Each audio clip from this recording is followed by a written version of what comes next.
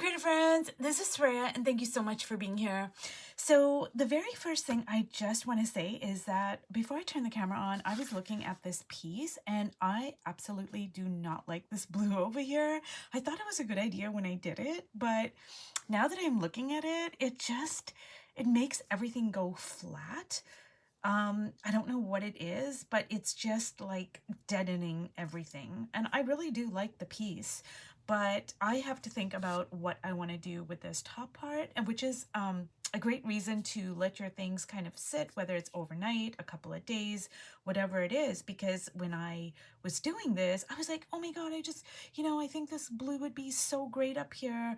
I do like this part of it, but this top part, I just feel is completely taking all the life out of the piece.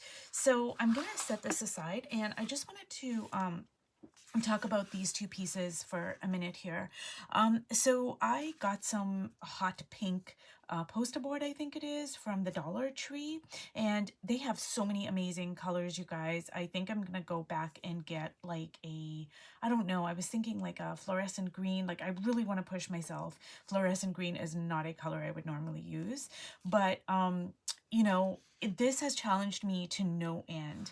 So when I did this, it was a little bit, I don't know if frustrating is a good word, but it was challenging for sure, because I love this pink, which is kind of like this Holbein luminous opera pink, like this just pop of pink, but it's a lot. Like the whole piece of paper is fluorescent pink. And even when I do cover up, like all of this is completely covered, it's still a main actor, if you will, in the whole piece. So this was really challenging.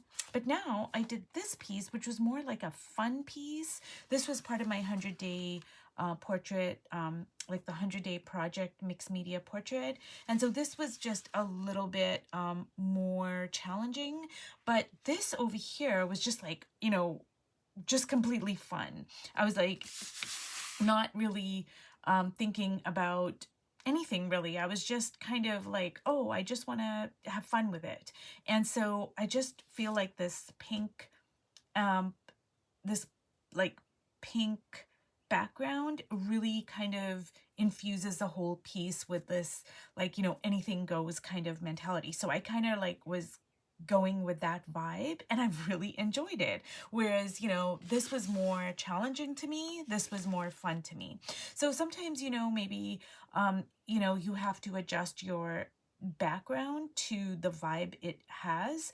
I think with this, I was trying to, in retrospect, not when I was doing it, I did not have this thought in my mind, but like looking back on it, I'm like, maybe I was trying to make the hot pink like serious kind of, because like look at this portrait, it's just a more serious portrait, which doesn't mean it doesn't have potential, but it was much more challenging for me. This over here, I was like, you know what, the hot pink, it's just got this like fun, playful, anything goes kind of vibe. I'm gonna write it. And this one here was not as challenging, and I really do like it. So for this video, I am gonna work on this and just see where it goes, but still try to keep that very like fun kind of vibe and not get too serious with it. And before I forget, you guys, somebody left a comment on one of my videos about oil pastels, and I know this is totally random because it's got nothing to do with this pink paper, but I just remembered it and I wanted to share it. I thought it was a great idea.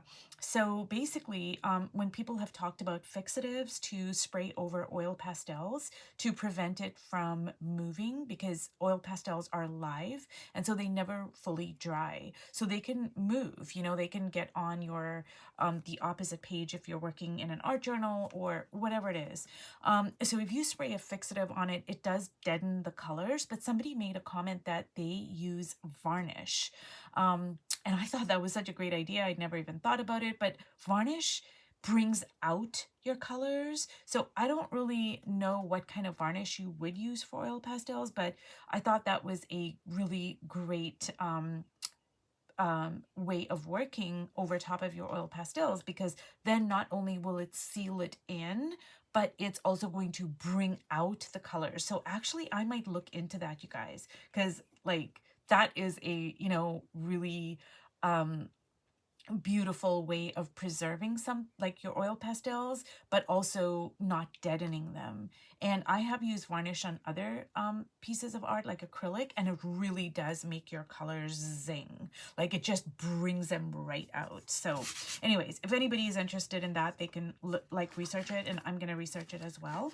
So I'm gonna just work on this in my fun, playful kind of vibe, and just see what happens.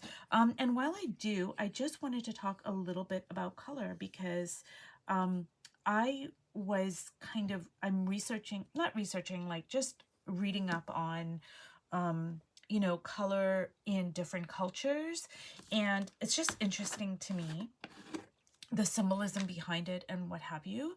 So one of the things I came across, which I just wanted to share as I'm working on this piece, is that in, I think it was ancient China, there is a particular yellow, and there's a very particular word in Mandarin or Cantonese for this very particular yellow. So it's not like yellow, but it's this particular yellow that if anybody wore this yellow except for the emperor, they could be imprisoned. And I don't know if they could be put to death. I don't remember, but I just thought that was really interesting, because yellow was thought to be, and it's this particular yellow, and you can research it if you're interested, but this particular yellow was thought to be so powerful and had such qualities of like really royalty, I guess, that only the emperor was allowed to wear it, and nobody else was ever allowed to wear this particular yellow. I thought that was very interesting, and that's what I meant when I said that color has so many cultural connotations. Different cultures imbue color with so many different qualities and meanings and archetypes and symbolism and just like a whole bunch of stuff, you guys. And, you know, color is also very political. It just is. You know, in different times in history, in various cultures, color has been used by certain political parties, and you know, people could be, you know, they could be in danger actually if they wore those colors or had those colors, you know, in the front of their homes or whatever. And you see this now even with gang affiliations. You know, wearing certain colors is dangerous in certain parts of the world or the country, you know, because it's associated with a certain you know, particular like gang, like, you know, uh, so I am on YouTube, you guys, so I have to be careful what I say. So I don't want to get my video flagged, but you get what I'm saying. Colors just have so much depth and meaning. And what I'm going to do here, you guys, is for some reason, I'm feeling like I want to make like a circle, like just I want to make circles, but I don't know where to do it. I think I'm gonna do it right here. But what I was saying is that, you know, colors just have so much symbolism and meaning and etc. that, yeah, just if you look at the colors that you like, there are a lot of associations with that. And the colors that you don't like as well, you're going to have associations with that as well. So yeah, you know, colors are just packed with so much meaning. And you know, talking about symbolism and archetypes and what have you, color is its own archetypal language in Jungian psychology, and they show up in our dreams and, you know, all sorts of things. So yeah, just very interesting, you guys.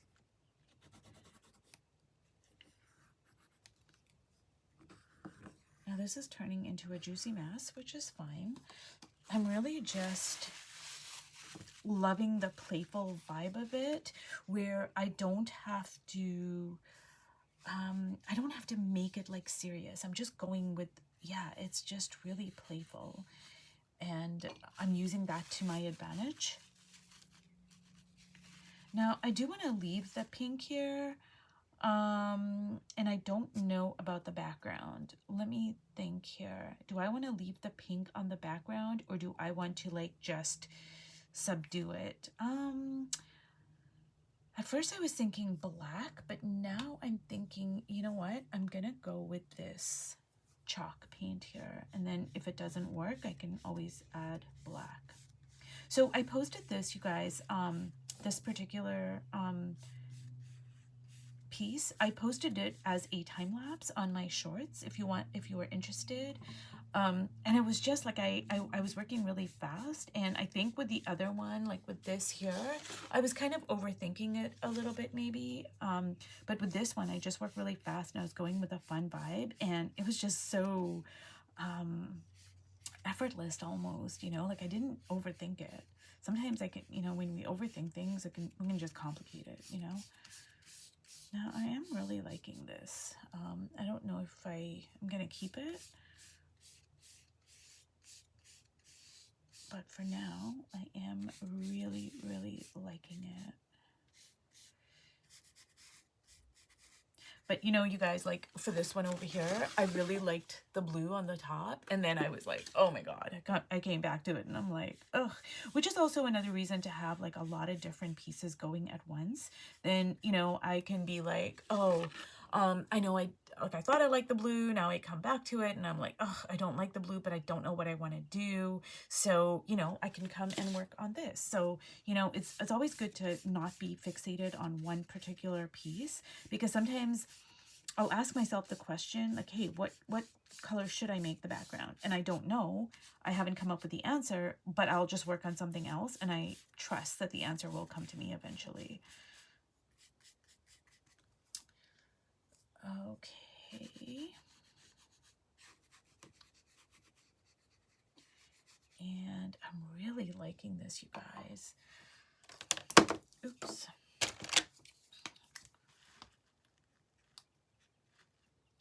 It just has like such a Connie-esque kind of vibe to it. Like just the bright colors and the anything goes. And I'm kind of feeling like when the background dries, I might want to add like some writing or I don't know. I'm just kind of feeling it. So anyways, you guys, if you've watched all the way to the end, thank you so much. This video is kind of just a hodgepodge of different things, but sometimes, you know, that's how we work as artists. It's not just one thing. It's like, oh, you know, all sorts of different things, and that's just the way it goes. So anyways, you guys, thank you so much for watching, and I'll see you in my next video. Bye.